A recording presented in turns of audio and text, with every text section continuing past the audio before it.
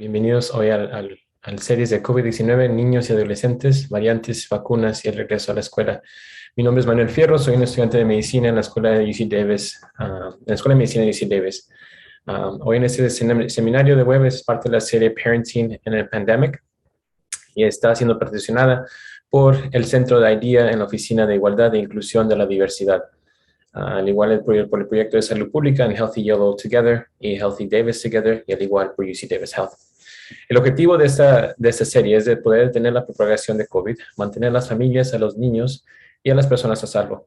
Es para también proporcionar información basada en evidencia para contrarrestar la desinformación a las poblaciones vulnerables más afectadas por COVID. A responder a sus preguntas para que puedan tomar decisiones para mantener seguros a sus hijos y familias y continuar aprendiendo y prosperando en la escuela y en el hogar. Ofreceremos más de estas series web a medida que haya más información. Para comenzar, me gustaría presentar al doctor Márquez, un residente pediátrico en UC Davis Health. Él hizo su licenciatura o undergraduate en la Universidad de Stanford, a lo cual después fue a la Escuela de Medicina en Icahn en Mount Sinai. Y él decidió venir a la residencia pediátrica en UC Davis porque le gustó el compromiso que UC Davis tenía a la diversidad, especialmente en la énfasis en la salud comunitaria. Durante el día de su entrevista, disfrutó aprendiendo sobre las muchas oportunidades para servir a las comunidades de inmigrantes en la clínica de continuidad, así como la capacidad de completar proyectos académicos en defensa comunitaria. Como mexicano estadounidense, de primera generación, también le inspiró a escuchar acerca de los esfuerzos en UC Davis para apoyar a los aspirantes a médicos Latinx a través del programa PrEP médico. Afuera de UC Davis, dentro de UC Davis, sus áreas de clínicas de interés es atención primaria, pediatra comunitario y salud de las minorías. Al igual de sus aficiones es correr, el fútbol, escribir y pasando tiempo con su pareja y su perro. Y sin más pasar el tiempo, me gustaría presentar al doctor Márquez con su presentación.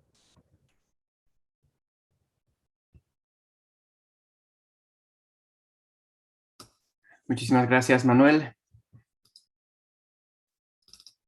Aquí está. ¿Pueden ver mi presentación? Perfecto. Gracias, Manuel, por esa introducción y gracias a todos por acompañarnos. Es un placer estar aquí con ustedes para compartir algunas novedades acerca de la pandemia.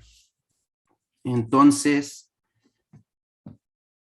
hoy voy a hablar un poco sobre casos nuevos de COVID, lo que hemos aprendido de las variantes, la evidencia que apoya el uso de las vacunas, de las mascarillas, de pruebas de COVID y las medidas que podemos tomar para protegernos uno a otro.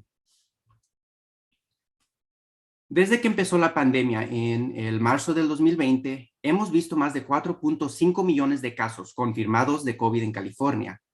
El aumento más grande ocurrió en el invierno, pero en agosto y septiembre se vio otra oleada de casos.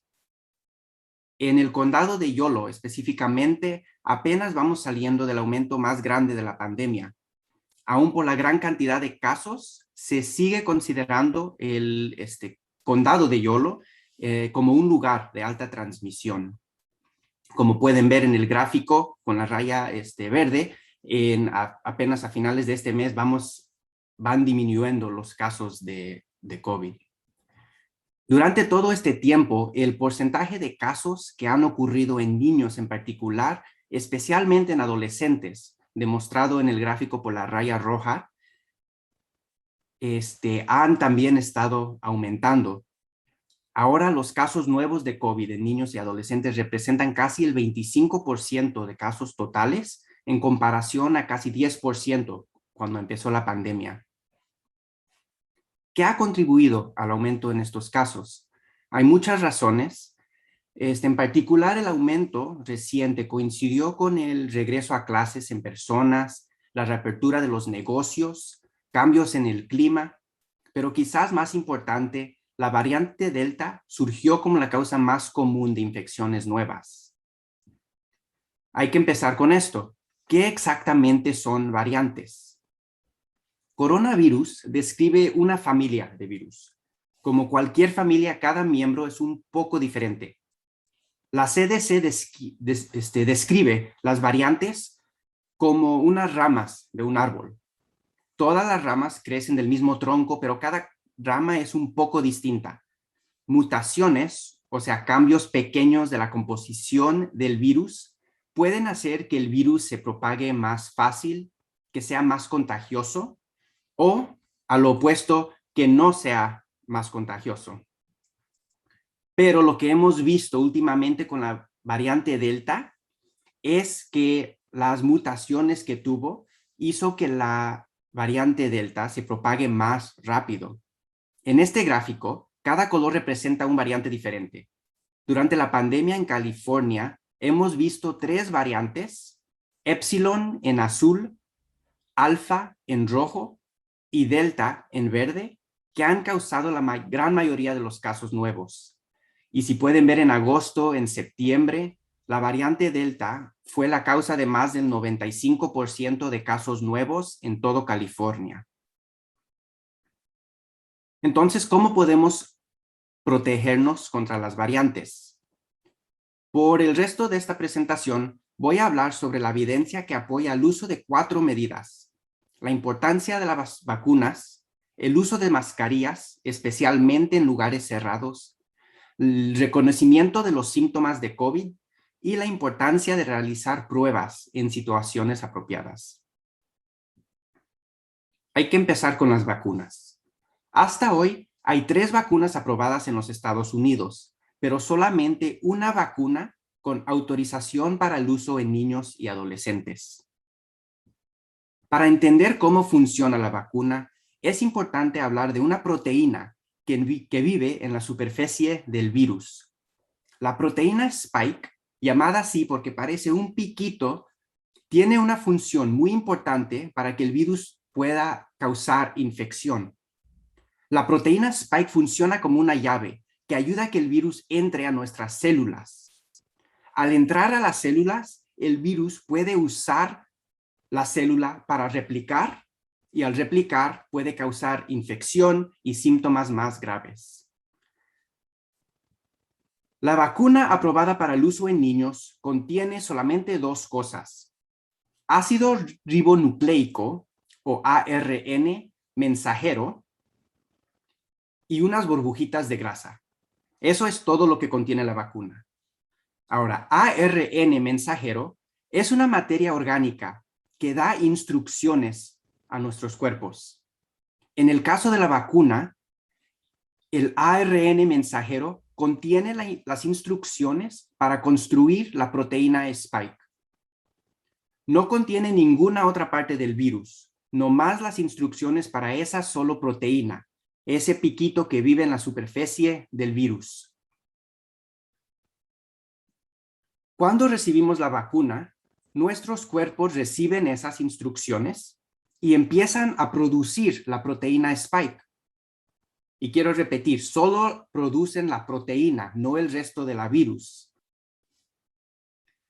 Cuando nuestras células producen la proteína Spike, lo presentan en su superficie, y al presentarlo, nuestro cuerpo responde produciendo anticuerpos, que viene siendo una de las maneras que nuestro sistema inmunitario puede identificar y combatir infecciones. Entonces, recibimos la vacuna, recibimos las instrucciones, producimos la proteína Spike y nuestro cuerpo produce los anticuerpos. Al tener los anticuerpos, nuestro sistema inmunitario tiene la memoria para identificar y combatir esa proteína Spike donde sea que la encuentre, incluyendo cuando somos expuestos al coronavirus. Entonces, a la fecha, solamente una vacuna está aprobada para el uso en los niños: la vacuna Pfizer-BioNTech, mejor conocida como la vacuna Pfizer. La vacuna recibió autorización para el uso de emergencia en personas mayores de 16 años en diciembre del 2020 y recibió autorización total del FDA en agosto del 2021. En mayo, niños de 12 a 15 años también recibieron autorización del uso de emergencia. Por lo tanto, niños menores de 12 años siguen esperando autorización. Resultados preliminares han demostrado que la vacuna es segura y efectiva con un dosis más chiquito en niños de 5 a 11 años. Pero hasta ahorita la FDA está revisando esos resultados y esperamos que anuncien su decisión a finales del mes para determinar si niños de 5 a 11 años van a ser elegibles para la vacuna bajo el uso de emergencia. Por ahora, no tenemos mucha información acerca de las investigaciones en niños menores de 5 años. Han empezado esas investigaciones, pero todavía es muy pronto para tener los resultados. Miles de personas recibieron la vacuna en estudios clínicos y millones de personas han recibido la vacuna desde ese entonces. Lo más importante que hemos aprendido es que la vacuna es efectiva. La vacuna de Pfizer reduce el riesgo de contraer infección nueva de COVID, reduce el riesgo de tener síntomas graves de COVID y reduce el riesgo de hospitalización y muerte debido a complicaciones relacionadas a COVID. No es por decir que personas vacunadas no pueden contraer la infección, pero la evidencia ha demostrado que contraer infección después de recibir la vacuna es mucho menos probable y los síntomas suelen ser mucho más leves. En este gráfico se puede ver que la incidencia de infección es 10 veces más alta en personas que no han recibido la vacuna, representado por la raya roja, en comparación a personas que están vacunados, representado por la raya azul. Entonces, aunque es posible contraer la infección, los síntomas suelen ser mucho más leves. Más importante que la efectividad, hemos aprendido que la vacuna de COVID es segura. Los efectos secundarios más comunes son como cualquier otra vacuna. En el brazo donde recibió la vacuna puede tener un poco de dolor, enrojecimiento, hinchazón, y en el resto del cuerpo puede sentir cansancio, puede sentir dolor de cabeza, dolor muscular, escalofríos, fiebre y náuseas. Pero todos estos síntomas solamente duran 24, 48 días. En algunos casos pueden tener dolor de cabeza, otros síntomas más leves por algunos días después, pero en la gran mayoría de los casos, todos estos síntomas son temporarios. Efectos secundarios más graves son raros, pero incluyen anafilaxia, que viene siendo una reacción alérgica a la vacuna.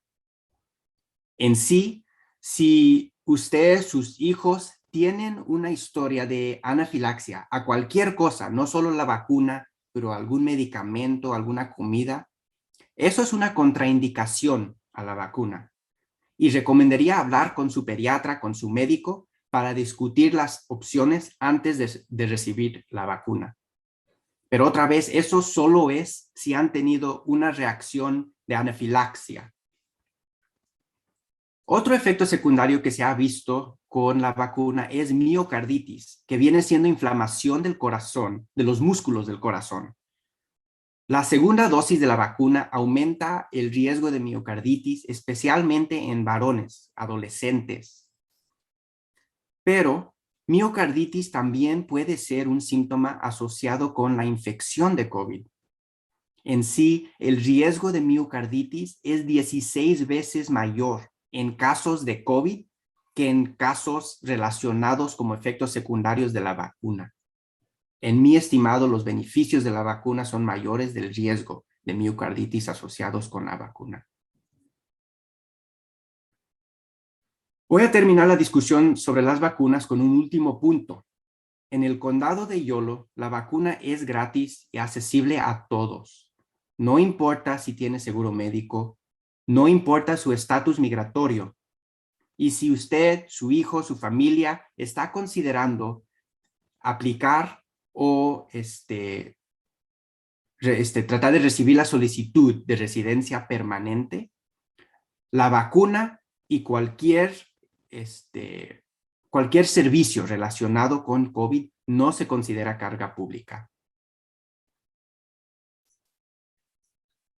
La vacuna es nuestra medida más eficaz para combatir la pandemia, pero hay otras medidas que podemos tomar que también pueden ayudar a reducir nuestro riesgo de contraer COVID.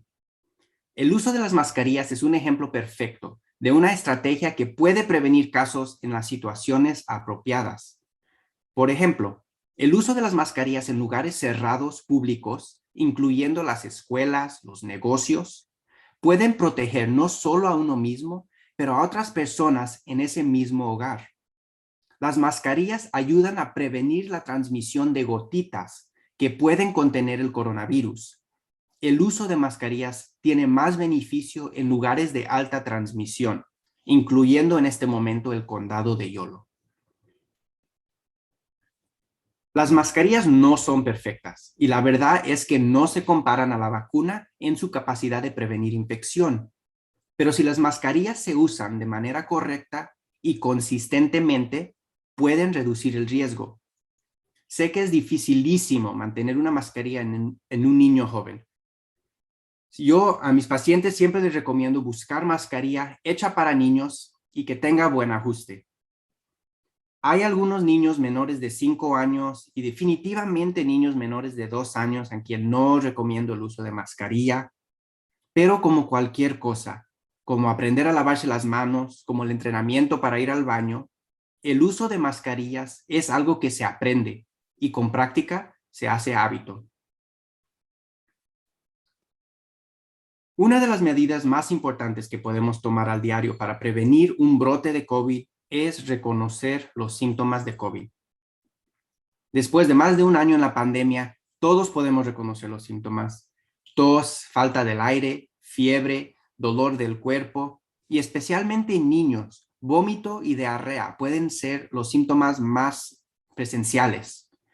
Si usted, sus hijos, tienen síntomas de COVID, les recomiendo quedarse en casa, empezar la cuarentena, hasta que puedan comprobar con una prueba si los síntomas son debidos a COVID.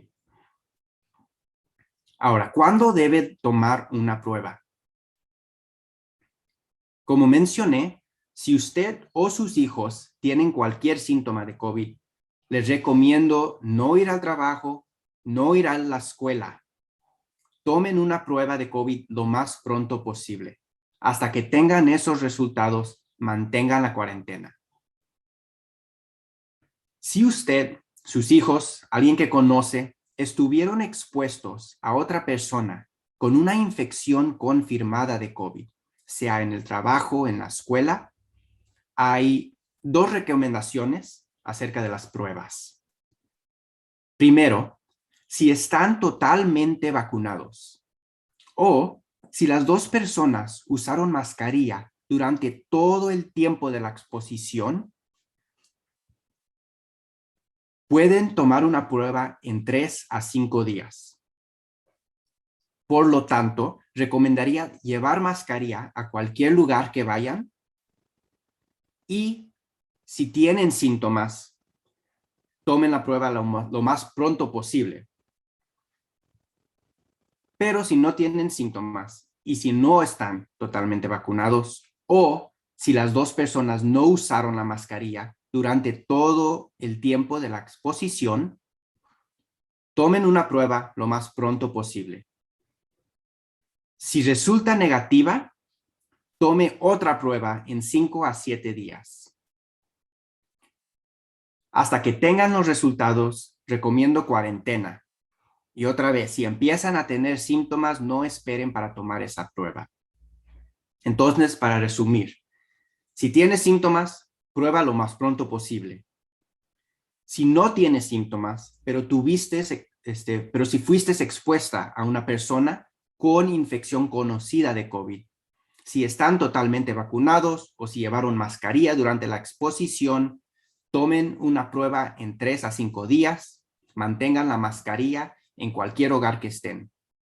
Si no están vacunados, tomen una prueba lo más pronto posible y si resulta negativo, tomen otra prueba otra vez a los 5 a 7 días. Si la prueba les resulta positivo, quédense en casa. Descansen, manténganse hidratados, sepárense lo más posible de otras personas, especialmente si esas personas tienen sistemas inmunitarios débiles o si no están vacunados. Y si tienen preocupaciones, manténganse en contacto con sus médicos. Si es sus hijos que tienen los síntomas, manténganse en contacto con su pediatra.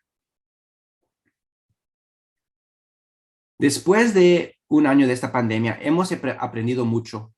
La mejor evidencia apoya el uso de estas 4 medidas en cualquier sitio de andar, sea una escuela, un negocio. Hay varias estrategias que no he mencionado, por ejemplo, el uso de ventilación en un hogar o la importancia de mantener 3 a 6 pies de distancia en lugares cerrados. Pero me enfoqué en estas 4 medidas porque son cosas que cada uno de nosotros podemos hacer en nuestras vidas para protegernos de uno al otro. No importa si es en nuestras casas, en los salones, en nuestro lugar de empleo, podemos exigir cada una de estas 4 medidas. Antes de terminar, solo quiero mencionar que cada una de estas medidas se encuentran en las recomendaciones del CDC y del Departamento de Salud Pública de California para las escuelas. La meta de estas medidas es proteger a los estudiantes y a los maestros y para asegurarnos que nuestras escuelas sigan siendo lugares seguros para los niños.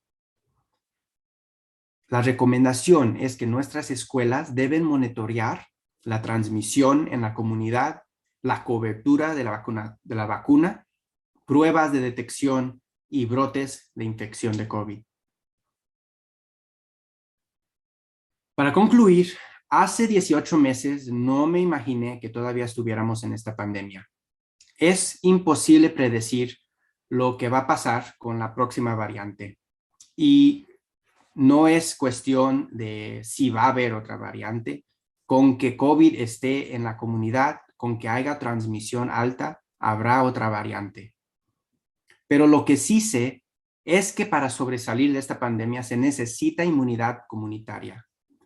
Me da mucho orgullo reportar que más del 68% de la población de Yolo elegible para la vacuna está completamente vacunada. Cada una de esas personas vacunadas no solo se protegen a sí misma, pero protegen a su familia, a sus vecinos y quizás más importante a todos esos niños que hasta ahorita no son elegibles para la vacuna. Esta semana pasada, UC Davis Health empezó a ofrecer la vacuna de refuerzo para trabajadores en el hospital, para personas mayores de 65 años y para personas con sistemas inmunitarios débiles. Como trabajador en el hospital, yo recibí mi vacuna. Y la verdad es que me sentí horrible por 24 horas. Me dolían los brazos, me dolía la cabeza, ni me quería salir de la cama. Pero en pensar en todos esos niños que veo en mi oficina, en el hospital, niños de 2 a 3 años, bebés que no califican para la vacuna, para mí vale la pena poder tener la vacuna, porque no solo me protege a mí, más importante es protegerlos a ellos, que yo no pueda darles la infección a ellos, porque mi cuerpo puede responder a esa infección y prevenir que yo les pase esa infección a ellos. Cuantas más personas estén vacunados, menos daño nos podrá hacer el coronavirus. Por eso digo, lo que se necesita para sobresalir de esta pandemia es inmunidad comunitaria. Con eso quisiera dar las gracias al equipo del Centro IDEA de la Oficina de Diversidad, Equidad e Inclusión por coordinar este evento. Si ustedes están interesados en recibir vacunas a domicilio o aprender dónde pueden recibir la vacuna, visiten el sitio de healthydavistogether.org, que tiene más información acerca de Healthy YOLO Together también. Con eso regreso a Manuel y podemos empezar a responder si tienen preguntas.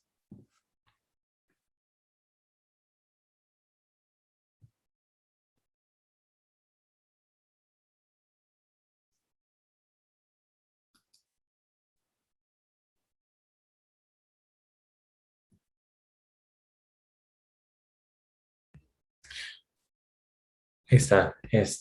Muchísimas gracias, doctor Márquez, por esta maravillosa presentación. Así, al igual agradecemos por su liderazgo y experiencia sobre este tema.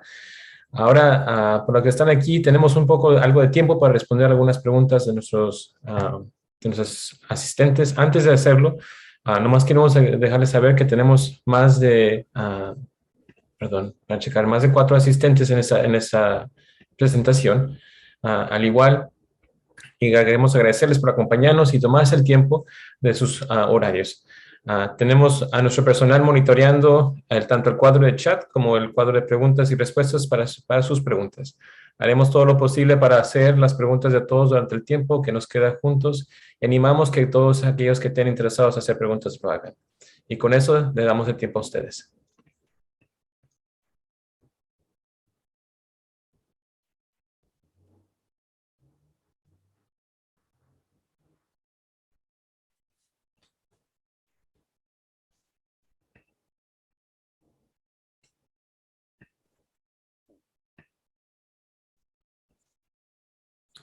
Aquí, doctor Márquez, tenemos una pregunta.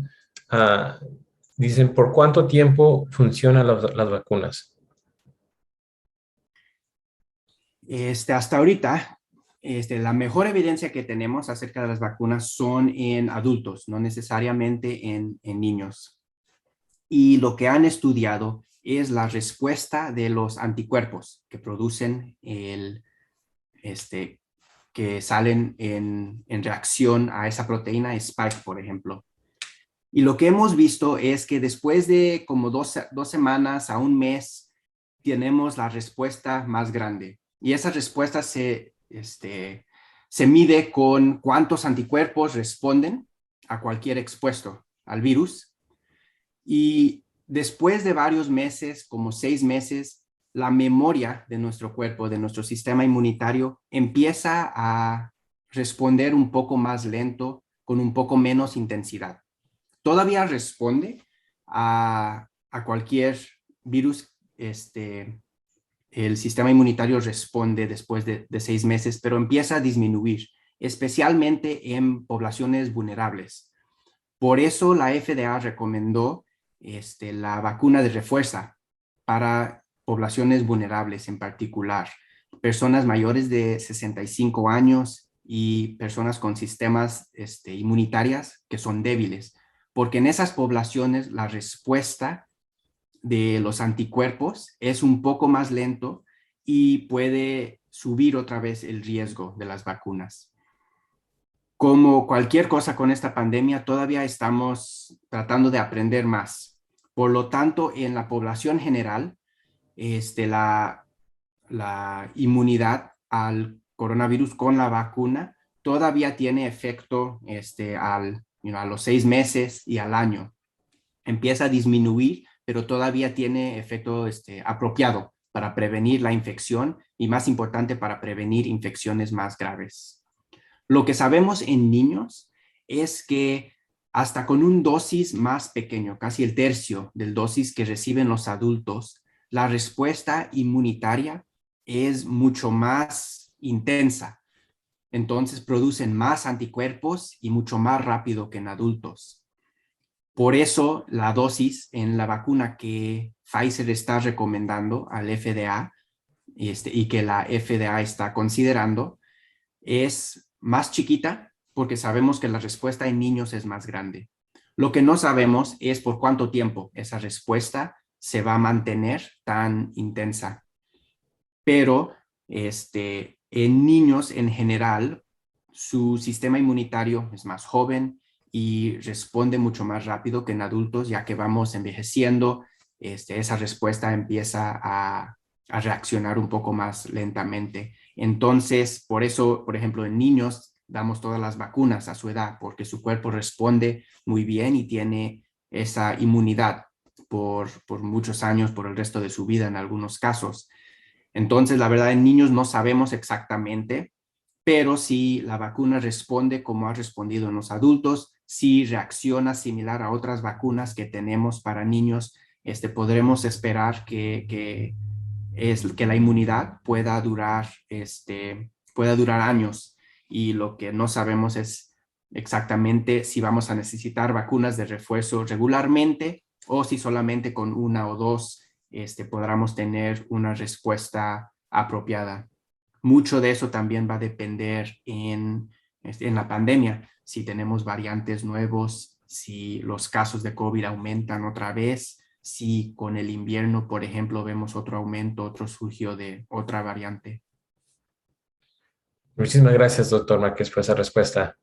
Tenemos, más para recordarles a aquellos que están en asistencia, pueden usar la caja de preguntas y respuestas que se encuentra abajo. Si pueden ver a la derecha del símbolo verde de Share Screen, hay un símbolo que dice Q&A, ahí también pueden someter sus preguntas. Y a través de que hacemos al doctor Márquez por las respuestas, nos respondió dos preguntas que salieron. La otra era de ¿se les dará a los niños la misma dosis que a los adultos? Que respondió el doctor Márquez. La siguiente pregunta que tenemos es, ¿la vacuna causa problemas cardíacos a largo plazo en los niños?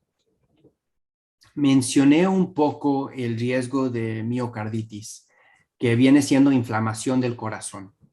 Y lo que sabemos en infección de COVID, por ejemplo, una de las síntomas más graves puede ser miocarditis, inflamación del corazón. Cuando el corazón está inflamado, está palpitando un poco menos fuerte, entonces le da más trabajo palpitar y obviamente eso puede tener efectos en el resto del cuerpo.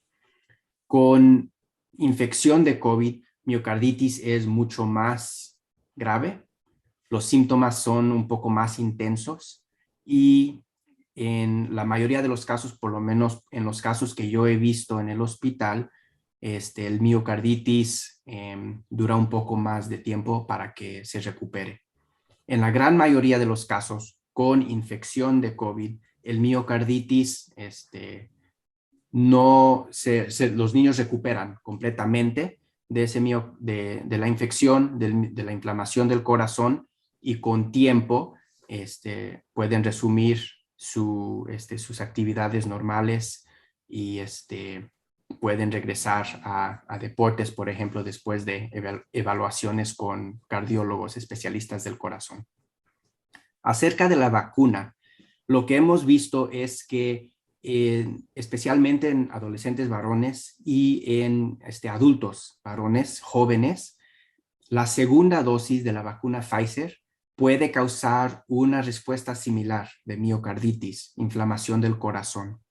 Es mucho menos probable con la vacuna que con la infección de COVID y en la gran mayoría de los casos, los síntomas suelen ser temporarios y leves. En muchos casos es posible que si un adulto adolescente varón recibió la vacuna, que tengan un poco de inflamación del corazón y ni sepan porque no recibieron estudios del corazón, no recibieron vacunas y solo se recuperaron sin saber que tuvieron miocarditis. En casos donde sí se detecta, puede presentar con un poco de dolor de pecho, puede tener un poco de cansancio, puede tener un poco de falta del aire. En esos casos, el miocarditis suele ser temporario. Entonces, los síntomas duran algunos días, pero la gran mayoría de los casos se recuperan completamente, mucho más rápido que el miocarditis asociado con la infección de COVID. Es por decir que la vacuna sí puede causar problemas cardíacos. La gran mayoría de la evidencia que hemos visto es acerca de miocarditis, inflamación del corazón, pero como cualquier efecto secundario de la vacuna de COVID, los síntomas suelen ser temporarios y suelen ser leves. Y si no necesariamente necesitan ir al hospital, no necesariamente ocupan soporte respiratorio, soporte cardíaco, normalmente se recuperan solitos y si sí es algo que usted, su hijo, que alguien que conoce ha tenido problemas, recomiendo una evaluación por su médico, su pediatra y podemos hacer evaluaciones con placas, con ultrasonidos del corazón y con electrocardiogramas para evaluar la función del corazón. Pero en mi experiencia y en la evidencia que tenemos, los síntomas suelen ser temporarios y leves. Gracias, doctor Márquez, por esa respuesta. Ah, Voy a unir las siguientes dos preguntas. Creo que usted también respondió, pero puede elaborar más si quiere. La primera pregunta es, ¿existen efectos secundarios de la vacuna de los niños, en los niños? Y la segunda es, ¿qué tan seguras son las vacunas para los niños menores de 12 años? Sí, los efectos secundarios más comunes son lo que hemos visto en los resultados preliminarios, por lo menos, es que los síntomas son muy similares a los efectos secundarios de la vacuna en adultos. Entonces se puede tener en el sitio donde se recibió la inyección un poco de dolor, enrojecimiento, hinchazón. Esos síntomas suelen ser durar 24, 48 horas a lo máximo y solitos se mejoran. Síntomas sistémicos también son un poco más común con la vacuna de COVID que en otras vacunas, pero incluyen un poco de calentura, fiebre, escalofríos, dolor muscular, dolor de cabeza y en algunos casos náuseas. Pero lo que hemos visto es que en la gran mayoría de los casos los síntomas son leves y después de algunos días, a lo máximo como 7 días, si es un poco más grave, los síntomas se mejoran y las personas recuperan completamente. En los niños menores de 12 años, hasta ahorita han recibido un dosis más pequeño y con esa dosis tienen la misma respuesta que adultos tienen acerca de su inmunidad. Tienen la misma respuesta de anticuerpos con un dosis más pequeño. Y se espera que con ese dosis más pequeño veamos menos síntomas o efectos secundarios de la vacuna. Y hasta ahorita, otra vez, el FDA está revisando esos resultados preliminarios, así que todavía no sabemos si lo van a aprobar, pero por lo que yo he visto en los resultados preliminares, los síntomas son muy similares, son temporarios y síntomas son efectos secundarios más graves son muy raros. O sea, 1 en 1 millón de niños que reciben la vacuna y la gran mayoría de los efectos secundarios son temporarios sin consecuencias a largo plazo. Gracias, doctor Márquez. La siguiente pregunta que tenemos aquí es, ¿tenemos la opción de no tomar la vacuna del COVID-19 si no queremos? Sí, la vacuna de COVID es accesible a todos, pero sí es la decisión de cada persona para determinar qué es la mejor decisión para cada persona. Lo que yo diría es que mencioné 4 medidas que podemos tomar en nuestras casas, en nuestros hogares, en nuestros lugares de empleo, en las escuelas en particular. Y la manera que me gusta explicar a mis pacientes, a las familias que yo veo en la oficina, es que la vacuna, más que ser algo que nos va a ayudar a nosotros mismos, obviamente sí nos da inmunidad a la infección, reduce nuestro riesgo, pero más que eso es que reduce el riesgo de las personas con quien interactuamos. Gracias a Dios, yo soy joven, estoy de salud buena. Entonces, cuando yo recibí la vacuna, no necesariamente fue a protegerme a mí. Si yo tengo síntomas, la gran mayoría de los casos de infecciones de COVID, me voy a sentir mal por 1 semana, 2 a lo máximo, voy a recuperar y voy a seguir a mi día. Pero hay personas que sí tienen síntomas más graves, especialmente poblaciones vulnerables, personas mayores de 65 años. Hay personas con sistemas inmunitarios débiles que sus cuerpos no pueden responder a una infección y que van a tener síntomas más graves. Desafortunadamente en el hospital yo he cuidado varios niños que necesitan soporte respiratorio, que necesitan oxígeno, que necesitan suero intravenoso por sus síntomas relacionados a COVID. He cuidado niños en el salón de cuidados intensivos que necesitan un tubo para poder respirar porque sus pulmones son tan afectados por la infección. Varios de esos niños eran menores de 12 años, quienes no son elegibles para la vacuna. Entonces, cuando yo pienso acerca de la decisión de vacunarse, yo, yo lo recomiendo, no necesariamente para protegernos a nosotros mismos como adultos. Nosotros podemos hacer decisiones que son mejores para nuestros cuerpos, pero lo que sí pediría es que consideremos las vidas de las personas que no son elegibles para la vacuna, que consideremos los niños menores de 12 años que no pueden recibir esa vacuna y que están al riesgo más alto de desarrollar síntomas, que consideremos personas que han tenido anafilaxia en el pasado y que no pueden recibir la vacuna ahora. Sus vidas están en riesgo. Entonces, cuando considerar la vacuna, consideren las vidas de esas personas también, porque vacunarnos a nosotros podemos proteger a ellos. Nuestro riesgo de transmitir la infección a otras personas también baja cuando nos vacunamos. Y como mencioné, nuestra meta es llegar a inmunidad comunitaria. Cuando la gran mayoría de una población, de una comunidad, ha recibido la vacuna, COVID no puede replicar, no puede transmitir. La transmisión empieza a bajar. Los variantes son mucho menos probables de poder reproducir y eso baja el riesgo para toda la comunidad.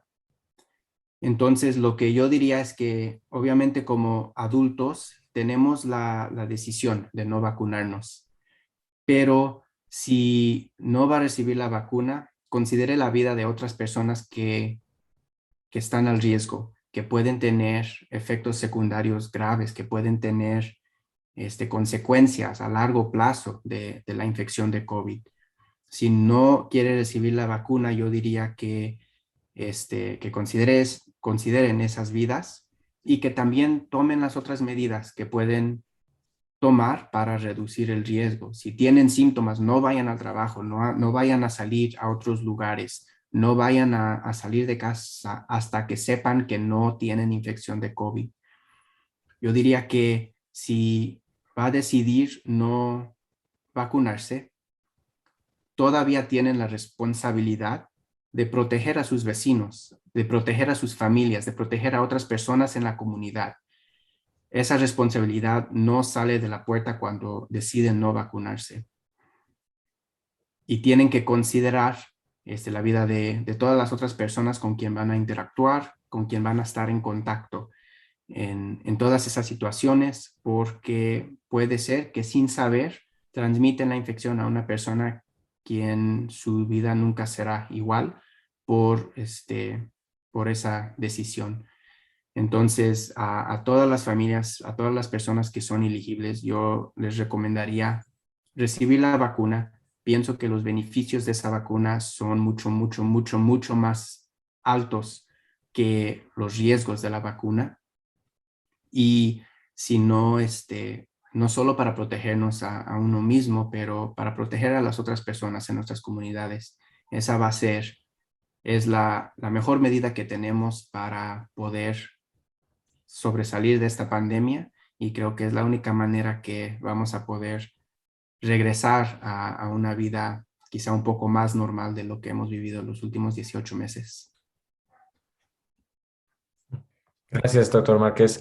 Además, para dejar los asistentes o los participantes que tenemos, faltan 10 minutos, vamos a terminar como a las 6:25 para las preguntas y terminamos ahí. Entonces, si pueden someter sus más preguntas que tengan, les invitamos que lo hagan. Quiero más hacer otras dos preguntas que van al mismo tema. La primera es, si mis hijos están vacunados, ¿pueden seguir teniendo hijos cuando sean mayores? Y la segunda es, ¿mis hijos seguirán creciendo a un ritmo normal si se vacunan? Sí, hay que empezar con la pregunta acerca de tener hijos. Hasta ahorita no hay,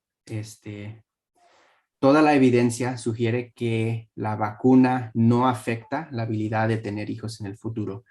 No hay evidencia que nos demuestra que la vacuna afecta esa habilidad. Entonces, por ahorita, obviamente, la FDA este, está involucrada en varios estudios que van a ver los efectos secundarios a largo plazo, pero hasta ahorita no se ha visto efectos relacionados a fertilidad, relacionados con la vacuna en particular. Entonces, mi recomendación sería que no hay una asociación entre la vacuna y fertilidad. La vacuna no va a prevenir que sus hijos puedan tener hijos en el futuro. Tenemos varias maneras de seguir revisando los efectos de la vacuna en nuestra población, y tantas personas han recibido la vacuna que si hubiera un efecto en fertilidad, lo hubiéramos visto por ahora. De cualquier manera, seguimos revisando todos los resultados. Hay maneras que nuestro estado, que el gobierno federal está tratando de identificar si hay efectos secundarios relacionados a fertilidad que se están viendo en el futuro, pero por ahorita no hay evidencia que apoya que la vacuna afecta fertilidad. La segunda pregunta fue acerca de si los niños pueden crecer al mismo ritmo. Y lo que diría ahorita es que sí, definitivamente. La vacuna, como mencioné, solo contiene dos cosas. El ARN mensajero, esa materia orgánica que le da instrucciones a nuestras células, es una material muy pequeña y se encuentra en una burbuja de grasa. Eso es todo lo que tiene la vacuna. Al introducirlo al cuerpo, la burbujita de grasa ayuda a que las instrucciones puedan entrar a las células. Las células empiezan a producir la proteína Spike. Nuestro cuerpo produce los anticuerpos y produce la respuesta inmunitaria al COVID. Y después de algunos días, todas las burbujitas de grasa, el cuerpo destruye esas burbujitas de grasa, nuestro cuerpo lo metaboliza, y los pedacitos de ARN mensajero también, ya que dan las instrucciones, nuestro cuerpo las deshace.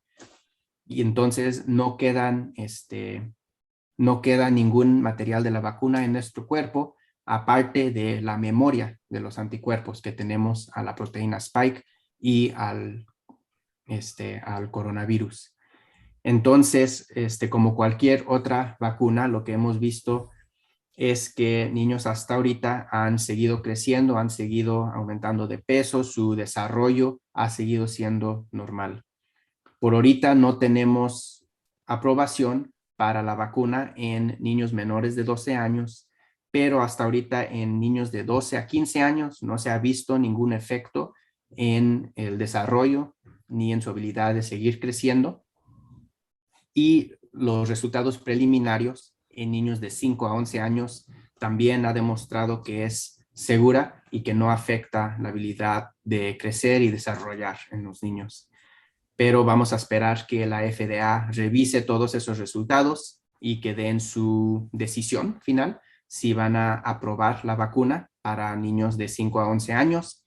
Y también esperamos los resultados de las investigaciones en niños menores de 5 años. Gracias, doctor Márquez. Al igual vamos a tener dos preguntas que que van en el mismo tema. La pregunta primera es, ¿las madres transmiten la inmunidad de la vacuna a sus recién nacidos? Y la segunda es, ¿cómo podemos evitar que bebés se contagien? Sí, muy buena pregunta. Las mamás que están vacunadas y si reciben la vacuna en antes de los últimos 3 meses del embarazo, o sea, como a los 6 meses del embarazo, pueden producir los anticuerpos y esos anticuerpos se pueden transmitir en la leche materna y se puede producir, se puede pasar a los bebés cuando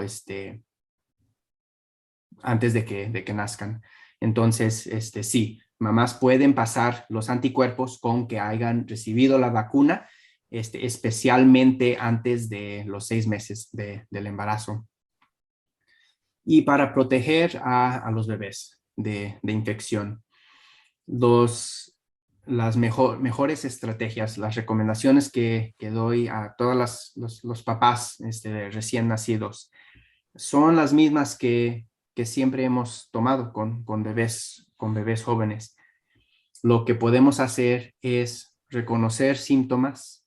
Si sabemos que alguien tiene síntomas, alguien tiene una infección conocida de COVID, pedirles que se separen del bebé, que no vean el bebé, que no carguen al bebé, que no estén en el mismo hogar con el bebé.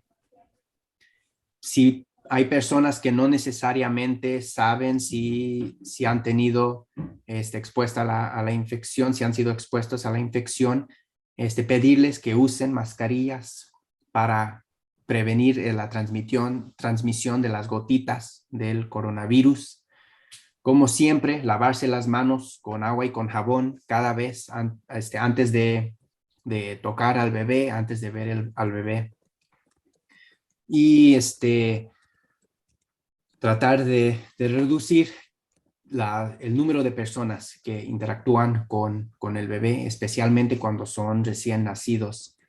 Durante esos primeros 2 meses, los sistemas inmunitarios de los bebés son un poco débiles y durante ese tiempo creo que es importante tratar de reducir el número de personas que están en contacto con los bebés, a los papás, a la familia primaria que está ayudando con el cuidado del bebé, pero si hay visitantes, si hay otras personas, tratar de limitar cuánto contacto tienen con el bebé y tratar de exigir que tengan mascarillas cuando estén cerca del bebé también. Ya que van creciendo, la verdad es que es muy difícil a un niño, a un bebé de 1 año, de 2 años que está corriendo por todos lados, está metiéndose cosas en la boca, que está en el parque. Es muy difícil tratar de prevenir. Podemos hacer lo que podemos hacer, lavarse las manos, tratar de monitorear síntomas, monitorear quién está en contacto con el niño. Pero la verdad es que es difícil. Y para esas edades, para niños de 1 año, de 2 años, de 3 años, es por su bien que recomiendo que todos nos vacunemos, porque en vacunarnos todos protegemos a esos niños en particular, porque es una población muy vulnerable y la única manera que podemos protegerlos completamente es en tratar de reducir cuánta transmisión hay en nuestra comunidad. Y solamente con vacunarnos, con realizar inmunidad comunitaria, podemos hacerlo en una manera que sea más permanente. Gracias, doctor Márquez. Otras preguntas que tenemos que van todas juntas. Primero, ¿por qué la variante Delta es peor que las cepas anteriores? Y al igual, ¿los niños corren más riesgo de la variante Delta que las cepas anteriores de COVID-19? Sí, la variante Delta tiene, como cualquier variante, hay mutaciones, más en la gran mayoría de los casos, esa mutación es en la proteína Spike. Como mencioné, la proteína Spike funciona como una llave que ayuda a que el virus pueda abrir la célula y entrar adentro de nuestras células en nuestros cuerpos, y ya que están adentro de las células pueden reproducir, pueden causar síntomas y pueden causar infección. Cambios pequeños en la mutación de la proteína Spike ayuda a que algunos viruses puedan entrar un poco más fácil a nuestros cuerpos. Y es lo que hemos visto con la variante Delta. Tiene como una llave maestra, imagínense, que esa llave de la variante Delta abre las células un poco más fácil y el virus entra a nuestros cuerpos un poco más fácil. Eso es cierto en cualquier edad. incluso los niños. Lo que hemos visto es que la variante Delta se propaga un poco más fácil y un poco más rápidamente.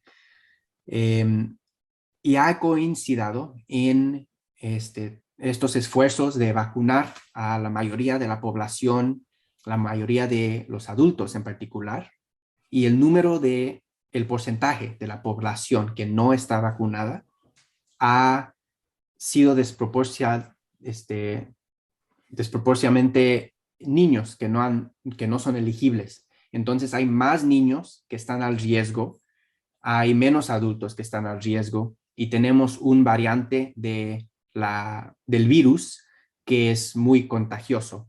Entonces, con todas esas razones combinadas, hemos visto un aumento en la proporción de casos de infecciones en niños, porque hay menos niños que son elegibles para la vacuna, niños están a más alto riesgo y la infección es un poco más contagiosa para todas las personas, no necesariamente nomás para los niños, pero esa combinación de razones ha causado el aumento en infecciones que hemos visto en los niños. Gracias, doctor Márquez. Lamentablemente hay muchas más preguntas que tenemos. Vamos a terminar con últimas dos preguntas. La primera es de dos partes y la última es de una. Y queremos agradecer a todos que nos están asistiendo y también agradecer al doctor Márquez por su ayuda y vamos a terminar con esas últimas dos preguntas. Entonces, la primera es en dos partes que dice, ¿es cierto que la tecnología utilizada para crear las vacunas COVID es demasiado nueva para ser segura? Y siguiendo, ¿es cierto que se está implantando un microchip en la vacuna con la ayuda de Bill Gates? A ver, acerca de la primera pregunta, la ciencia detrás de la vacuna es relativamente nueva. Esta ciencia se ha estado desarrollando por los últimos 10 años. La ciencia en particular es acerca de ARN mensajero, la habilidad de usar este ARN en una burbujita de grasa como la base de una vacuna. Es la ciencia que se ha desarrollado en estos últimos 10 años y ha recibido la gran mayoría de los recursos del gobierno federal. El gobierno federal ha invertido en esta ciencia en preparación para una situación como la que tuvimos, como una situación de la pandemia. El avance de la ciencia de esta vacuna es que el ARN mensajero se puede identificar relativamente fácilmente. Cuando empezamos la pandemia, científicos pudieron identificar el coronavirus y pudieron determinar cuáles son las instrucciones que usa para producir las causas que causan infección, para producir, cómo entran a nuestras células, cómo entran a nuestros cuerpos. Y identificaron esa proteína Spike y pudieron identificar las instrucciones para producir esa proteína Spike. Ya que tienen esa información, ya tenían la manera de producir ese ARN mensajero, meterlo en una burbujita de grasa y producirlo en una vacuna, porque durante los últimos 10 años se estaba desarrollando la ciencia de poder hacer eso. Entonces, cuando empezó la pandemia, el gobierno federal invirtió muchísimos recursos en esta ciencia en particular y las empresas de farmacéuticos como Pfizer, por ejemplo, tomó ventaja de todos de esas inversiones y pudieron usar esa ciencia que se desarrolló para poder responder de manera rápidamente. Y con eso también quiero hablar un poco de la segunda parte de esa pregunta que la gran mayoría de la inversión en esta ciencia ha sido del gobierno federal. El gobierno federal ha invertido en maneras de responder a pandemias y tener maneras diferentes de poder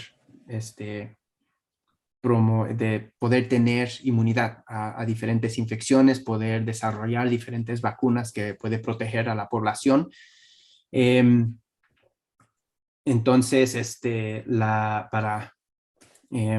para esa segunda pregunta, no, las únicas dos cosas que están en la vacuna es el ARN mensajero y la burbujita de grasa.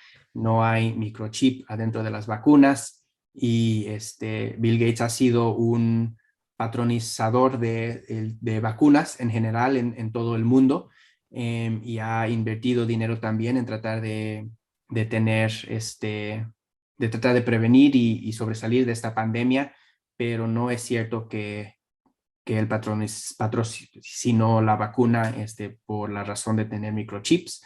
La vacuna solo contiene las instrucciones de la proteína Spike adentro de una burbujita de grasa, y esas dos materias se deshacen en el cuerpo se deshace de esas dos materias, y después de algunas semanas lo único que queda es la memoria de los anticuerpos en inmunidad, y eso es lo que nos da la protección contra COVID.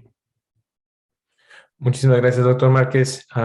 Ya sí vimos que pasamos un poquito más de la hora.